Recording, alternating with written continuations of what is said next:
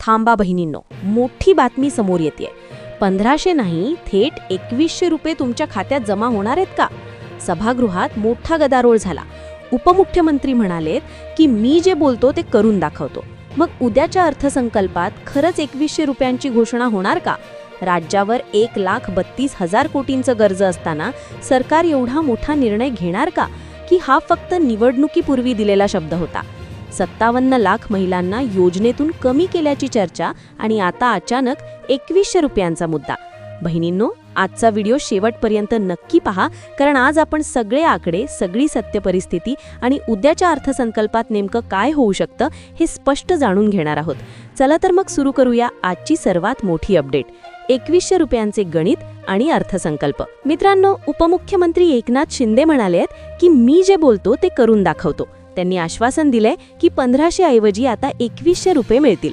पण विरोधकांचा सवाल आहे, कधी? बजेटचा मुद्दा.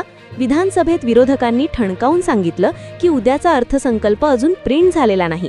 जर सरकारला खरंच 2100 रुपये द्यायचे असतील तर त्याची तरतूद याच अर्थसंकल्पात का नाही? कर्जाचा डोंगर. महाराष्ट्रावर आज 9,32,000 कोटींचं कर्ज आहे. अशा परिस्थितीत ही वाढीव रक्कम तिजोरीवर किती भार टाकणार हा मोठा प्रश्न आहे. भाग 2, 57 लाख महिलांना डच्चू, द कॉन्ट्रोवर्सी. सर्वात धक्कादायक आरोप म्हणजे महिलांच्या संख्येतील कपात. निवडणुकीपूर्वी सरकारने 46,000 कोटींची तरतूद केली होती. तेव्हा 2,53,00,000 महिलांना लाभ मिळेल असं सांगितलं होतं. पण आता विरोधकांचा दावा आहे की 57 लाख महिलांची नावं वेगवेगळ्या कारणांनी कमी करण्यात आली आहेत. जर लाभार्थी महिलांची संख्या कमी होत असेल तर मग सरकारकडे पैसे उरले पाहिजेत. मग वाढीव 2100 रुपये द्यायला अडचण काय? की हा आकड्यांचा खेळ फक्त निवडणुकीपुरता होता? भ्रष्टाचार आणि शेतकरी कर्जमाफी.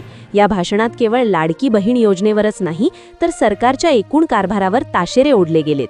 टक्केवारीचे राजकारण. कामांमधील भ्रष्टाचार आणि वाढीव कमिशनमुळे राज्याची तिजोरी रिकामी होत असल्याचा आरोप. शेतकरी कर्जमाफी. लाडकी बहीणला पैसे देताना शेतकऱ्यांच्या कर्जमाफीचं काय झालं? जून महिन्याचा मुहूर्त शोधून शेतकऱ्यांना आश्वासनांच्या जाळ्यात अडकवलं जातंय का? तर मैत्रिणींनो, लाडकी बहीण योजनेबाबतचे हे होते आजचे महत्त्वाचे अपडेट्स. तुमच्या मनात काही शंका असतील किंवा तुम्हाला अद्याप पैसे मिळाले नसतील तर खाली कमेंटमध्ये नक्की सांगा. आम्ही तुमच्या प्रत्येक प्रश्नाचे उत्तर देण्याचा प्रयत्न करू.